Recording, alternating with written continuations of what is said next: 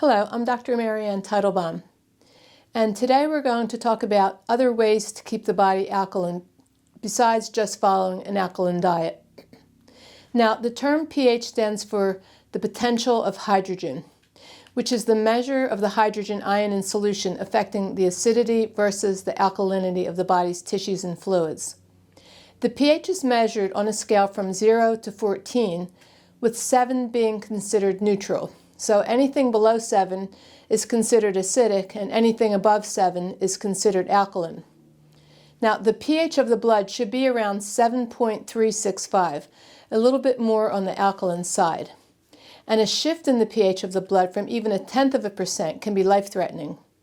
It should be anywhere from 7.35 to 7.45. Most of us are already aware of the things which could affect our acid-base balance, like alcohol, drug use, antibiotics, processed foods, and stress all contribute to acidity in the body. And many of us are now familiar with diets which promote alkalinity. There are slight variations in these diets, but the overall aim is to reduce the acid-producing foods, such as foods high in sodium and low in the alkalinizing minerals of magnesium and potassium.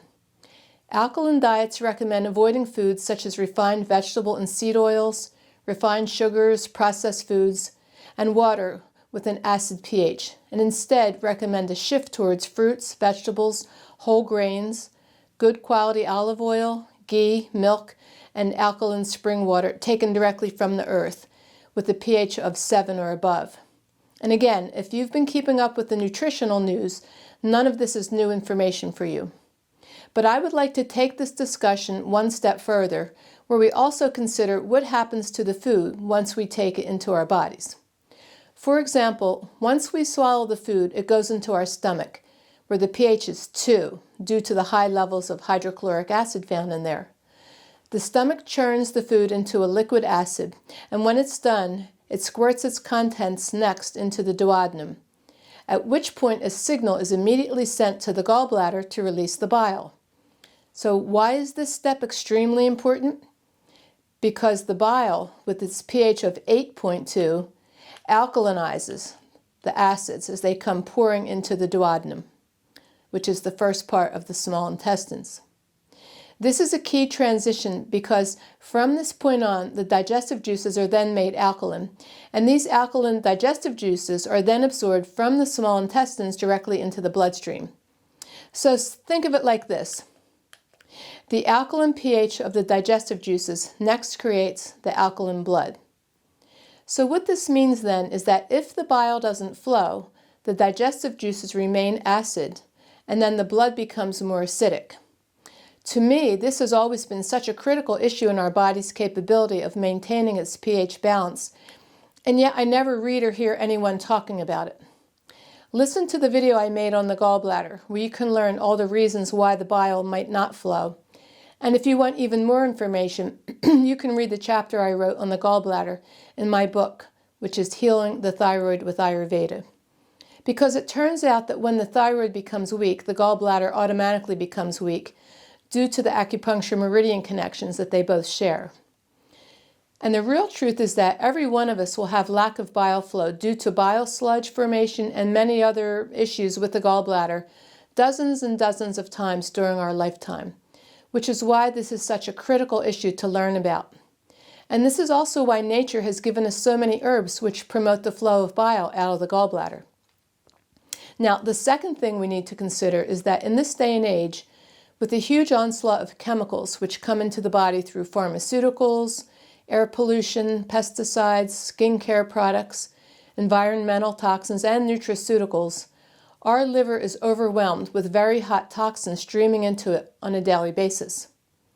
And in the same way that the whole earth is warming up, for example, the pH of the ocean has dropped from 8.2 to 8.1 due to the carbon dioxide emissions, our liver is heating up from the continual flow of acid toxins circulating through it as well.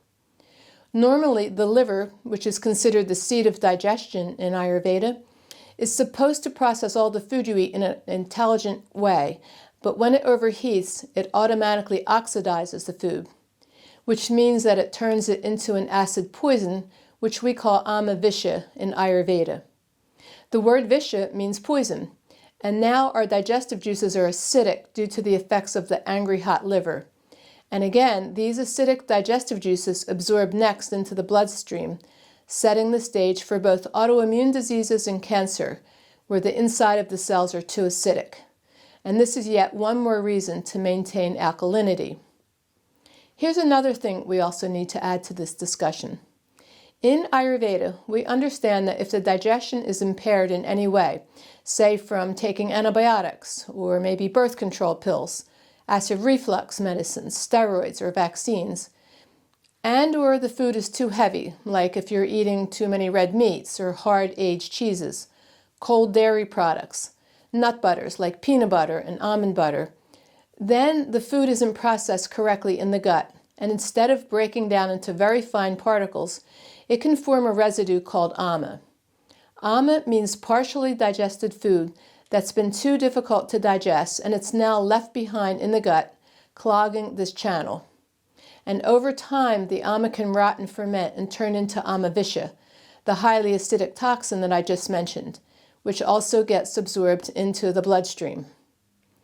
So the point here is to, yes, maintain an alkaline diet the best you can, but at the same time, take good care of your digestion at the level of the gut microbiome, the liver, and the gallbladder. By doing so, you can further help to keep your pH alkaline, which promotes a long, healthy, and productive life. And one final thing, the electromagnetic radiation that we're surrounded with can also influence our pH due to the fact that it contains a high amount of Agni, or heat.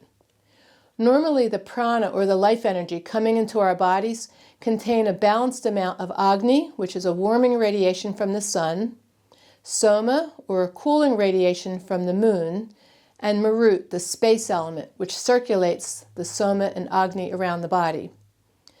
But too much exposure to computers, cell phones, radiation towers, Wi-Fi, smart meters, and other forms of radiation can create excess heat in our physiologies due to the fact that the excess Agni in these forms of radiation can burn the Soma, which is the alkalinizing portion of the pranic energy.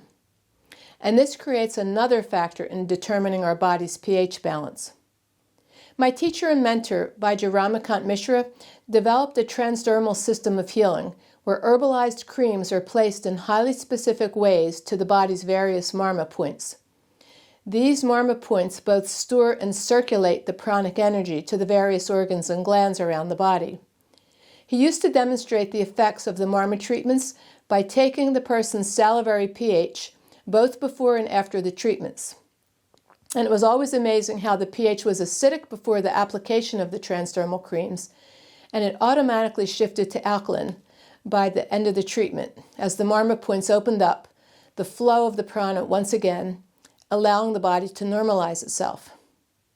It's impossible nowadays to avoid electromagnetic frequencies altogether, but at least minimize your exposure to this radiation and mitigate the effects of these EMFs by going out in nature, walking barefoot on the earth, and walking under the moonlight to infuse more soma into your body. I discuss these and many other tips in my free classes and videos on my website. So by keeping a broader perspective on your body's alkalinity, you'll be able to keep your blood alkaline in many other ways besides just following an alkaline diet. I hope this information helps you as you attempt to be as healthy as you can deep into old age. Thank you.